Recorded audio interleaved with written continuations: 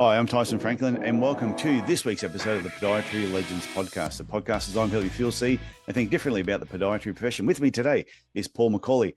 He's a musculoskeletal podiatrist, and he is based in Singapore, but he is from the UK. So he's been in Singapore for about 4 years now. He has a really good online following. Has about 500,000 people on different platforms, and he talks a lot about foot health education. So he works part-time in his clinic and also works part-time as a content creator on Instagram, TikTok, and YouTube, which is what we're going to talk about today, because I think this is a fantastic subject. So, Paul, welcome to the podcast.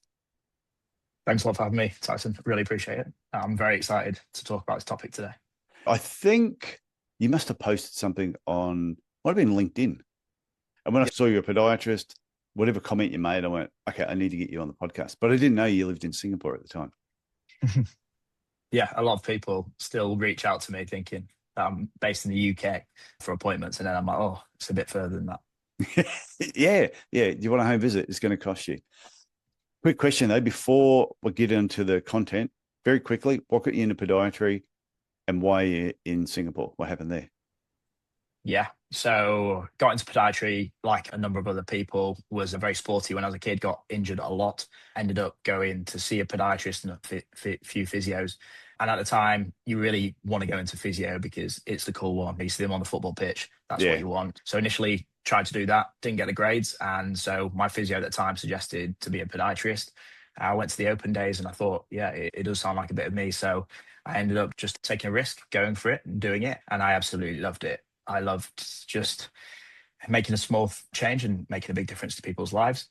Yeah, it is like as soon as I graduated, it was like, yeah, this is awesome. And then I went into, I suppose I went into a really good job straight out of uni, private practice, really structured, learned a lot. I was doing mainly derm at that time, which I did really enjoy. I was treating older ladies, just chit chat.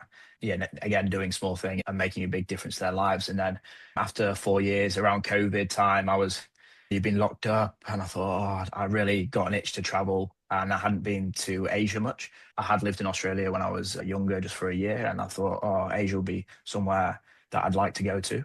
And I'd heard that Singapore was a really good place to live. They spoke English, which is a perk. And so I looked for a few jobs, and a few of the listeners may know that Lewis Nerney came on the podcast maybe a year or two ago, and Lewis employed me. Lewis is from Yorkshire as well, and he obviously saw that connection. And he took me in under his wing and we worked together for about a year in Singapore. It was actually a really easy transition to move to Singapore. They speak English, podiatry is no different. And I suppose a few like cultural differences between the types of patients you would see. But otherwise, it was smooth. And then my first job didn't quite work out for me, even though Lewis is a great bloke. I moved on to My Foot Doctor, which a lot of Australians will know is a big chain in Australia, but they have one practice in Singapore. And I worked there for 3 years, and on the side, just started creating content. Okay, so now you're working for yourself, or you're still with My Foot Doctor? Yeah, now I'm working for myself. So part of creating this big personal brand was that I started to get patients coming out and looking for me and coming to see me in clinic. So I started my clinic only 8 weeks ago, but back in June, I had my best month when I was still working for My Foot Doctor, and I got 20 new patients from social media. Yeah, I'd managed to persuade my boss to pay me an introduction fee. So at that point, I was starting to make a bit more money. So it was having this social media following was really helping to build up my potential income. And I just felt like at that point, 20 is a lot. I could have a clinic on that. So I'm going to make it happen. And 8 weeks ago, I started, and 2 days a week, which is, to be honest, is enough to pay yourself. And that is so true. I'm fully booked, which is great. That is so true, because you can be an employee working somewhere, or you could work 2 days a week, but see really good patients and have a nice clinic set up and make really good money. Yeah. And that's something about it. It's really good patients. And the reason I believe it's really good patients is because I create this content online. I build that trust with people online, and the people that come and see me are all from my social media. And so they already believe what I'm saying. They already trust me. They're willing to say, yes, Paul, I'll do whatever you say. And I get really great outcomes from it. And I absolutely love the whole journey of that. So it's been really rewarding. So with working in Singapore, though, did you have to get a work visa? Yeah. So you get these work passes, Yeah. and you have to move to Singapore to work. You have to have one of these visas. So they last 2 years. And initially, yeah, when I joined the company that I joined, they do all the application and stuff. They apply for it. And once it gets approved, and then yeah, swapping around companies is a bit like nervy. Will I get the work pass? So Yeah. always have to work. You have to wait until you get that work pass and then swap. And setting up the business was a bit more complicated because I had to set the business up initially, and then I had to have a local director, and that local director actually can just be a company that you pay. So I had a local director and I had non-local directors. My non-local directors actually my brothers Yeah. who were shareholders in my company. So then we've got that set up. Then they apply for the employment pass. Now I've got the pass. I then become the local director. And so as long as they keep approving my work pass, then I should still have the company as well. And my brothers Yeah. are now no longer directors. I've kicked them back down, shareholders for now. But yeah, that's Yeah. how it worked. And it was actually easier than I thought. It went well, and now the business is going, which is great. Yeah. I've been to Singapore twice and I reckon it's a great place. It's Yeah. clean. Everything just runs perfectly. Everything just runs. Everything just works there. You Yeah. never see any drunks because alcohol is too expensive. Yeah. And people know that if they are drunk, the risk is that they get kicked out for something stupid. So yeah, Yeah. no So one I wants to think if lose that you're an opportunity. alcoholic and you want to clean out, go to Singapore. It's a great place to. Food's fantastic, great environment, and alcohol is too expensive to pay for. So that will may help you out. Yeah, definitely would. So what got you onto the creating content in the first place? Was it something that you had your podiatry clinic and you went, oh, but I've always wanted to be a content creator? Or did it just happen accidentally and you went, holy crap, I'm actually good at this and I enjoy it? Yeah. So I saw an opportunity after COVID. We saw a massive rise in the amount of content creators in like personal training, in physio, in psychology, and I was seeing all these people doing it, and I felt like there's no podiatrist doing it. Yeah. And I came to Singapore, and to the first company, I said, look, we should do TikTok. A lot of people are doing it. A lot of people use it in Singapore. And the company were like, oh, no, it's not on brand with us. The director actually wanted to control everything that we posted. So that was a no. And then I moved to my foot doctor, and my boss, he thought they had tried it and it doesn't work. And Have you ever I had to was deal like, with the My Foot Doctor marketing department? When I sold my clinic to My Foot Doctor, and when I mm, first sold it to them, they said, oh, can you stay on board and just help out with some of the marketing? And I went, mm, yeah, not a problem.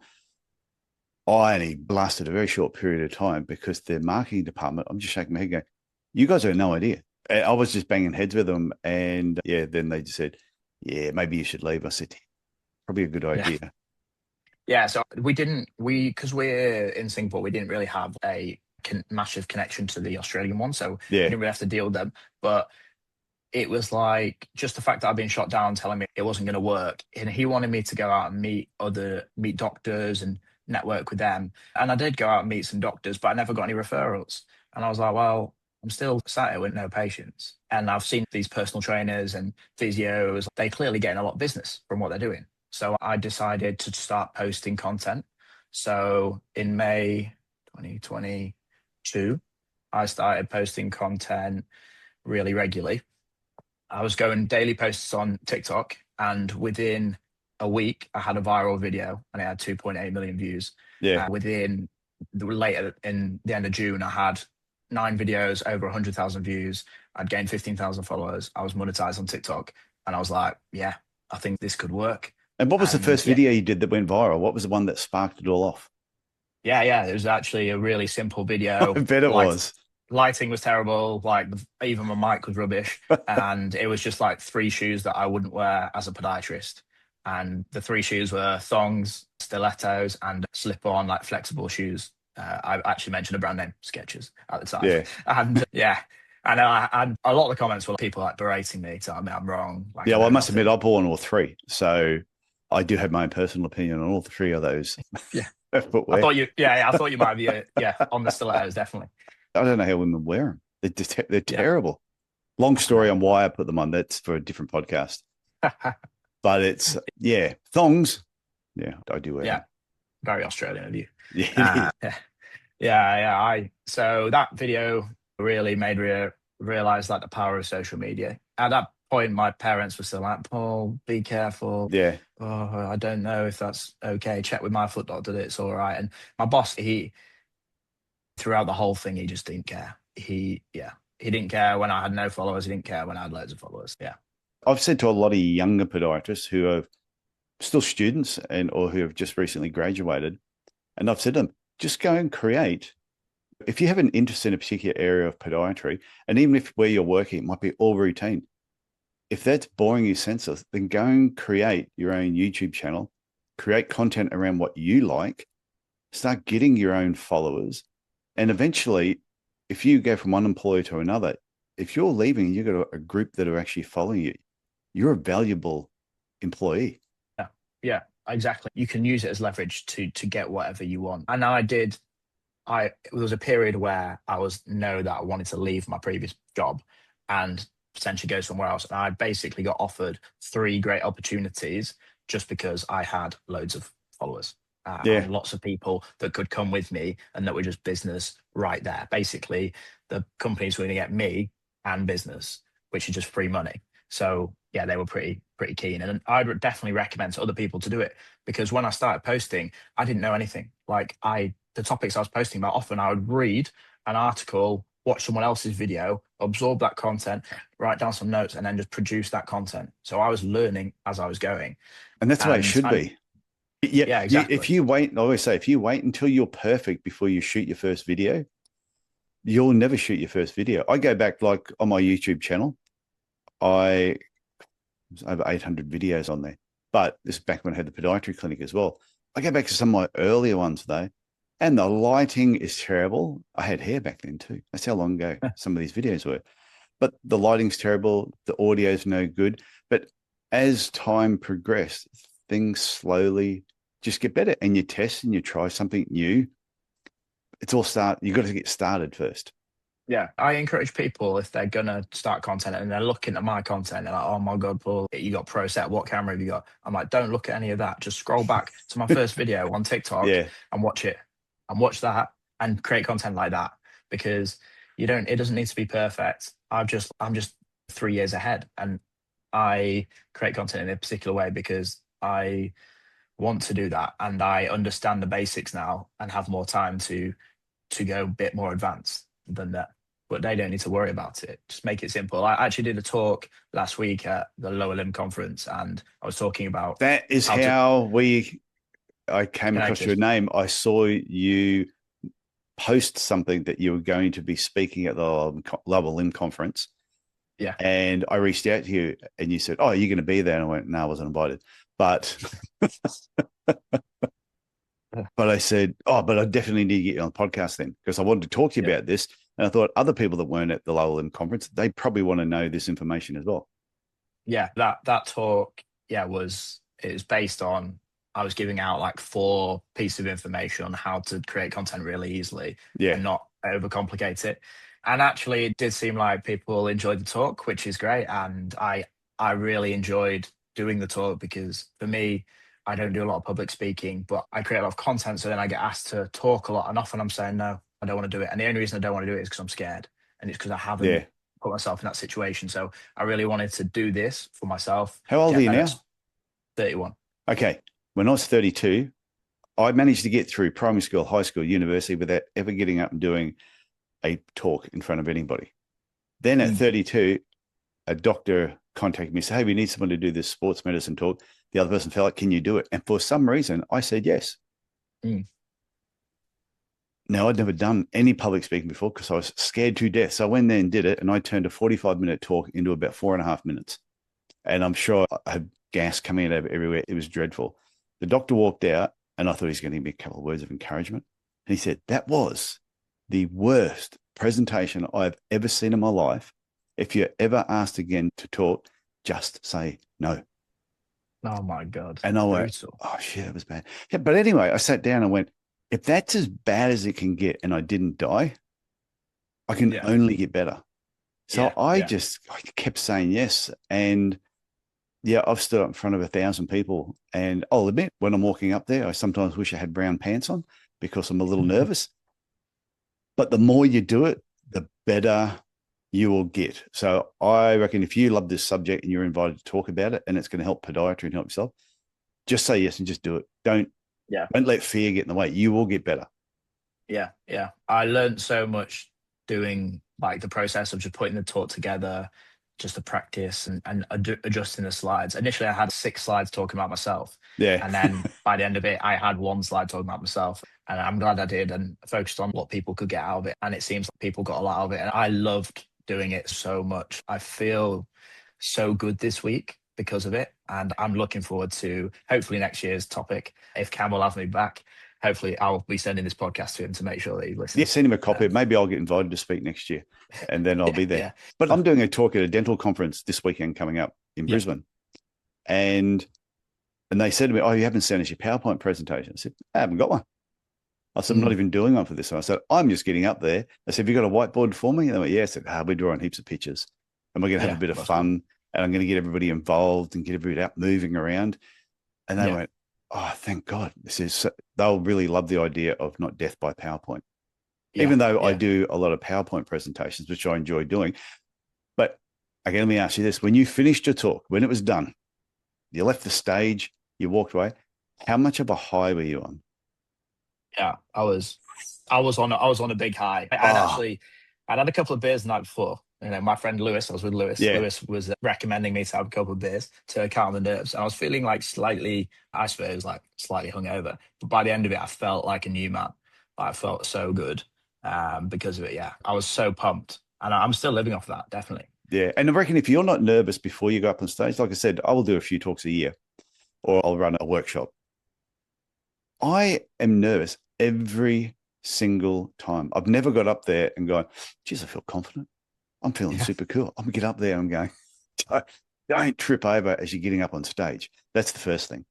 I reckon if you yeah, don't yeah, trip over getting up on stage, you're already a winner and you can move on from there. But that's good. I'm glad you were pumped afterwards. yeah, for sure. It was great. So what was the 4 things that you shared out of curiosity? Yeah. So the first thing that I shared is like how to set up your profile to be found. Because so this is mainly on Instagram. A lot of people just like Instagram's like very searchable now, especially it's linked up to Google. So you want to be able to be found. So it's just Yep. talking about like how to do that and then how your profile picture matters, like what's in your bio matters. So people click on your profile and instantly they're going to make a decision whether you're worth following. If they look at your profile and it looks like a jumble cell, they won't follow you. Yeah. So yeah, that was my number one. Number two was how to find ideas to post about. So I reckon everyone walked away with 20 ideas of what they could post about for the next month. So I was talking about like FAQ section of your website. You can get quite a lot of good nuggets from that. And then most commonly asked questions in clinic. And then you can also ask your audience for ideas and then post about that. And I was showing Can them I throw also. an idea in? If Yeah, people are yeah, looking for ideas, is tell your receptionist every time the phone rings, whatever the question is that when you answer the phone, whatever the questions they asked, write it down on a piece of paper, A4 sheet of paper. At the end of the week, take that piece of paper and you will probably have 20 video ideas right there and then. And you'll yeah. probably find the same questions are being asked. So if those questions are being asked, more than likely they're probably searching for that information as well. Yeah, yeah, for sure. Yeah. And then the final part was like how to search for ideas as well. So Yeah. I did shared my phone and showed people how I do it so that they can do it too. Then we talked about hooks. So what are hooks and like how we can utilize them in podiatry. And the fact that hook doesn't really matter what the hook is in comparison to the video. The contents of the video is important, but you need to get people to actually stay on to watch the rest of the video. So we had a weird discussion about that. And then finally was faceless filming. So talking about how you don't have to put your face on camera to actually Yeah. film good content and get followers and get your point across. So I showed some examples of that and how to best record good audio for that. So yeah, I think it Yeah. went pretty well. I think the audio is very important because Mm, I love my audio. yeah. But I like the idea too. I did a video ages ago about, might have been about knee pain or something, but I wasn't talking about knee pain. I was just doing an example where you could talk about knee pain, but not even be in the video, just using images and photos and blending them all in and just talking over the top, just Yeah. in your normal Yeah. tone. And sometimes I enjoy those videos more than seeing someone with the head bobbing around all over Yeah. the place. Yeah. I agree. I agree. So yeah, that was also on point. Visuals are important too. Did you talk about timing in each of those platforms like TikTok, Instagram, YouTube? Not particularly, unless someone asked a question about it, but we were just really talking about Instagram in mainly because Instagram's the one which you're going to get the most business from. I did Okay. TikTok for a long time, and I didn't find that it got me. A lot of people know me and know about me and follow me, but they didn't necessarily come into clinic to see me. And then once I swapped to posting more on Instagram, everyone started to come see me in clinic. And then now YouTube is purely, I suppose, like it's just to take my content everywhere and hit a really different type of person. So, which I do notice, like on Instagram, I have a lot of lady followers, like middle-aged ladies, like 75%. Yeah. And then on YouTube, it's men, 75% men, similar age category. But yeah, they obviously like different types of content. Yeah, I know going back about, probably about 12 years ago, I met a podiatrist and he said something like 4 or 6% of his new patients came from Pinterest at the time. Mm. And he didn't want to have anything to do with it, but it was one of his female staff members said, I'm on Pinterest all the time. So they just started setting up some shoe profiles, and all of a sudden he's going, wait, and that was his first introduction to social media. And that made him Yeah. start looking at other things. But on episode 391, I had Ted Nelson, who's a lawyer, super lawyer in Mm. Texas. And he actually said on there, he said, any business owner that does not have a social media platform is just leaving money on the table. He goes, yeah, competition are going to do it. So you need to learn how to do it. And he's the same age as me. He's 59 or 60. And he just said he loves doing them. He said, just the more he does it, the better he gets at it. Yeah, yeah, that's definitely true. If people aren't doing socials, like they're failing, really.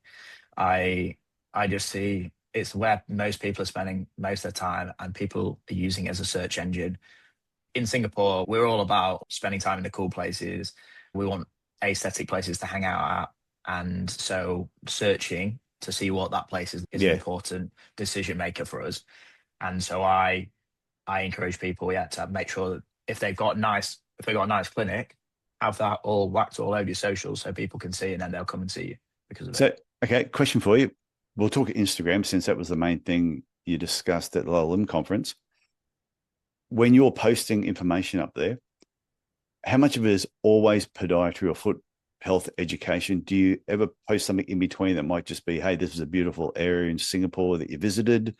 Do you mix it up with a little bit about who Paul Macaulay is and not just the information? Yeah, yeah. Well, I post a lot of healthcare content. I do post story content to do with my life, like I play a bit of tennis and cricket and maybe a bit of travel, but not too much. Yeah. I post my engagement photos on there, so that was quite a big thing for me. I think like my audience grew like massively over a very short amount of time, where I went from 60K followers to 200K, and that made me, I suppose, a bit scared to post too much about my life, Yeah. because I didn't. It's suddenly loads of people all over the world knowing about me, and so I was a bit hesitant. And then now, in the most recent sort of 8 weeks when I've built my business, I've decided to try to get people to know me a bit better. But I think through my posts a lot more than I used to, where I just used to whack it up and wouldn't care. Yeah, Um, I think you need to bring out some of your personality, who you are, things you do, so they can see you as the practitioner, but also, oh, he's actually a real person as well. yeah, Just don't take a photo of yourself out the front of your house. Just don't give them your yeah, address. I think that's the main thing. yeah, Because I yeah, always yeah, say to people, if you're worried about social media, okay, don't worry. If someone really wants to harm you, they will just follow you home one day. It's a terrible thought. Hopefully not in Singapore. No, but Uh, it's one of those things that, if you get a stalker, it means you made it. yeah, yeah, That's terrible, isn't that is classic, it? classic. But I do I reckon that's understand. classic Aussie joke. But I do understand. I reckon people who've got children, I totally get that they don't necessarily want their children to be on social media or be seen. Whereas I know other people, they think kids are a great marketing tool as well because they can be interactive and people can say, oh, you have children, I have children. Therefore, you're like me. Yeah, yeah, I do. Like, I've got a friend who wants to start on socials a bit, and I was talking to him about the profile and not looking like a jumble sale. Yeah. And he has every other post is like him playing tennis or like training for high rocks. But then that's too much for me. If someone goes into your profile and can't tell if you're posting podiatry content or like lifestyle and they're looking for podiatry content, then it needs to be a bit cleaner than that. Yeah, But I true. do think like stories are a really good way to build that connection where you can literally just talk directly to that person in a more casual way. And so I do some posts on that. And it is something I want to do more of, but it's just actually trying to remember to do it regularly as well. It's tough with everything going on. Yeah, yeah. My YouTube channel, not YouTube, my Instagram channel, it's a mismatch of everything. I'll put some Mm. podiatry business stuff there. I'll put something to do with my holiday. I always post my burger photos. Everyone knows I love hamburgers, Nice. but I'm not using it to try and build my profile. It's just, it was there. Yeah. Yeah. So someone told me that if I post a lot of different things, then the algorithm might not understand what I'm posting about. Yeah. And because I was posting some podcast content over a period and I was wondering why my Instagram wasn't growing. And once I stopped posting the podcast stuff and started focusing on just like foot health, it grew a lot more. And since that point, I think he had a decent point about that. Do you ever go back and delete any content you posted if you think back and go, oh, you go through stuff from 6 months, a year ago and go, that didn't really resonate, you get rid of it, or you just leave it there and don't worry about it? I leave most there. I don't think I post much which I don't agree with. Although after going to the lower limb conference, I've learned some new stuff, and I think, oh, maybe that video's a bit off. Yeah. But also the videos I know have helped people as well, even if it's even if the research maybe isn't up to date, it still helped them. So I kind of think, oh, should it still be there? Yeah, but research is still just research. It's not real. Yeah, yeah, yeah. Right. I was listening to, do you ever listen to the Huberman podcast, Yeah, Huberman Lab? And he was, there's a guy on there and they were talking about research that they're doing. And they go, there's a difference between research results and reality. yeah, And the guy was just saying, we can have the best conditions in a lab and be doing all these different things under perfect conditions. And we can tweak things because sometimes this is how we really want the result to go, even though we don't mean to, we're a little bit biased. He said, but then when you take that and you practically go and use it in the real world, it doesn't apply. You have to do something different. yeah, And I yeah. think it's important for everyone to understand that. I agree too. Yeah, and like people's lives are very different to the research lab. That's why I always don't find it funny when a podiatrist will make a comment on social media. They go, well, the research says, okay, who cares what the research says? Does it work? Does it, Yeah, have you tried it? Does it work? If it works, then just tell us what you did in your clinic. I'd rather know that. yeah, exactly. I think like there are a lot of healthcare practitioners and podiatrists who might look at my content and go, "Oh, that's not right." I mean, I did have a recent thing where I got called out being a healthcare sellout, supposedly, Yeah. and I reflected at the content that I created, and it was the 5 most common shoes I recommend to my patients, and they are the 5 shoes that I recommend the most to my patients, and I recommend them for certain conditions, and it works. And I was like, well, I'm a healthcare sellout. Is he telling me that I'm bad at my job, but it works? Like I don't. So yeah, it's Yeah. But some people online, if they were directly in front of you, face to face, they probably wouldn't say anything. Like yeah, I know when I wrote the world's greatest podiatry business book, it's no secret there's money in podiatry. Man, I got comments from people just telling me this is the biggest load of crap ever written. And I just went, what's your opinion? yeah. Because I had hundreds of other comments telling me that it was absolutely fantastic. So I'm going to take that on board, not the one or two Yeah, people who usually have an agenda and there's a reason why they don't like something. yeah. I mean, you're definitely right that I think posting publicly on a comment, I just think is if you disagree with me and you're a healthcare professional, talk to me about it. Talk Yeah. to me in the DMs. Hit me in the DMs. You tell me what you think. Then we have a discussion about it and we discuss what it's about because content at the end of the day, if it's only 60 to 90 seconds long, you cannot get a whole thesis into that section. No. And the fact is that video or all these videos will have a good impact on a lot of people who may not have access to healthcare. And that's all I'm trying to achieve is like that these people who potentially do not have access get some access and they get that bit better, like making that, doing a small thing and making a big difference to their lives. That's my like ultimate goal is I for think it's that. brilliant, though. I just think what you're doing is great. Like, it's like when you said before, the three things you don't wear: thongs, I wear them; stilettos, no anymore. But the sketches, I had a conversation with someone last week, one of my coaching clients. We were talking about sketches. She doesn't like them. Yeah. And I said, well, this is going to sound really funny. So I just got back from America. I bought a pair of sketches for the plane. I said, they were Yeah. just slip on ones. I said, they were the most comfortable airplane shoe I've ever worn in my life. I said, I Yeah. just wore them around for a few days and wore them back home again. Are they the shoe that I would recommend that my patients wear? If you're getting on an airplane, yes. Yeah. If you're going Well, to jog in them, no. that's an interesting topic about getting on an airplane, because that's what makes me laugh is like, yeah, a lot of my patients will tell me they'll just get the slip on ones to go on the airplane. But Yeah. then they go to Singapore airport and they got to walk like 5Ks to get to the gate. Yeah. So, and that's one of my videos is basically based on that topic. So I completely get like, and everyone's got slightly different opinion I know. And I on will stuff. admit, when I got to LA airport, because they'd moved the Qantas terminal somewhere else, from where I landed coming in from Seattle, it was a 2 kilometer walk to get to my gate. Yeah, They were it's not big. great for a 2 kilometer walk that you had to do in a very quick period of time. But Yeah, just for the purpose of wearing them, just short walk, plane, short walk out again in the hotel, they were great. But I wouldn't yeah. do much else in them. Yeah, yeah. I think So, yeah. So overall, the content which I'm creating, I'm just trying to serve like a sort of general population yeah. and making that those small impacts that go a long way for them.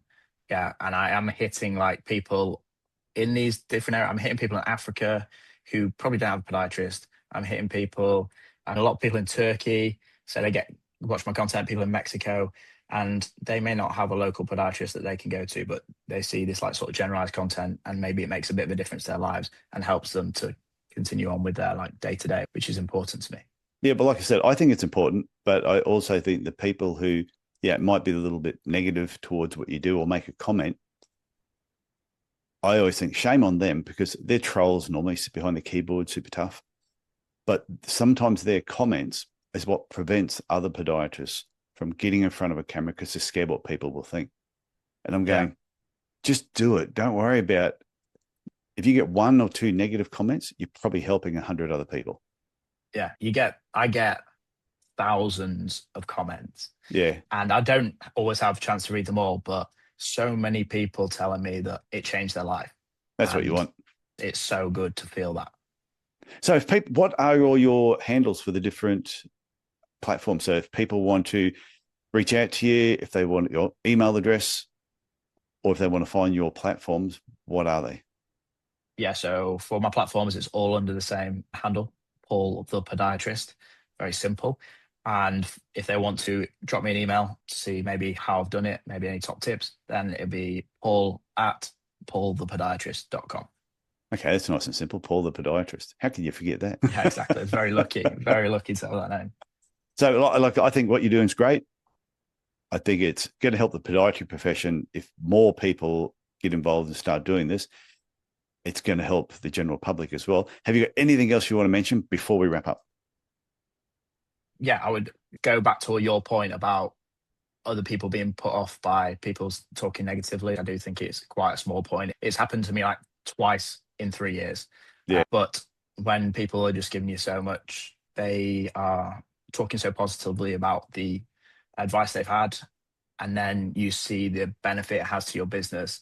It's so amazing that you can just build a business off creating content and a really engaged following too. So yeah, I just recommend that everyone should do it.